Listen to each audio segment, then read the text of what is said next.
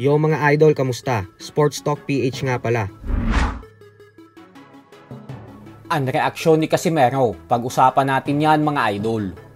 Ngunit bago ang lahat ay huwag kakalimutang mag-subscribe at i-click ang notification bell button for more sports talk.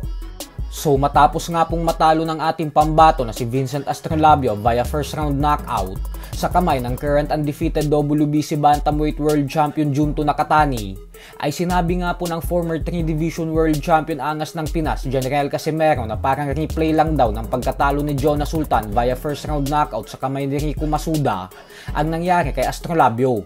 Habang ang trainer naman ni Astrolabio na si Coach Nonoy Neri ay lubos ang panghihinayang gawa ng hindi naman daw malakas ang suntok ng Hapon.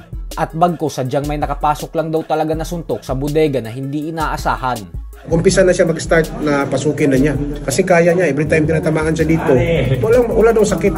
Hindi mabigat yung suntok. May ano lang, speed lang, pero walang bigat. I would love that. Iba yung masakit. Iba yung mabigat na suntok. Masakit. Yun wala, sobrang gaan yung suntok. Sobrang gaan daw. Hindi ka siya nasaktan eh. Yung mga tinatamaan siya dito. Kaya nga pinasok ko na eh. Sabi, pasukin na eh. Isip niya, pasukin ko na eh. Wala lakas eh. Coach, nakita natin nung round 1, nung tinamaan ni Astrolabio si Nakatani, umatras na. Yung hook. Opo. So, wala na. Kasi iba to. Kasi pag ito ang tumama, mapipil ng kalaban. Malakas to eh. Kaya ang respeto nila, malakas to rin. Ano na, atras na. Gusto na niyang tapusin na yun eh. Kasi isip niya, walang lakas eh. Hindi malakas eh. Sabi ko nga eh, ang tiyan kasi pag tinamaan ka sa tiyan, walang matibay dyan. Coach, may paghinayang ba kayo kasi Astrolabio can show more sana.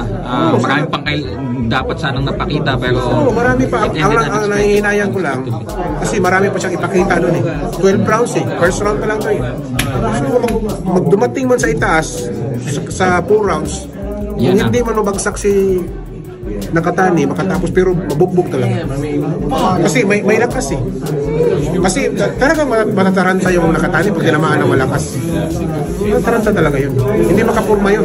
Pag tinamaan ng malakas, hindi makapurma yun. Kasi Astrolabio kayang tumanggap ng suntok. Kayang tumanggap yan. Eh lahat, ensayado, lahat, kompleto sa training. 4 months training. So, yun ang pahinayang ko kasi matagal ang training. Sabi ko, knockout to. Knockout talaga to. Ang landing ng suntok ni Nakatani, hindi masakit at magaan. Pero yung tiyan kasi, hindi mo maano, humihinga ka kasi niyan. Humihinga-hinga ka, tapos doon, pagsabay ng hinga, boom, pumasok. Hindi malakas ang Nakatani. Hindi malakas. Nagkataon na talaga may pumasok na suntok doon sa baba. Wala yun sa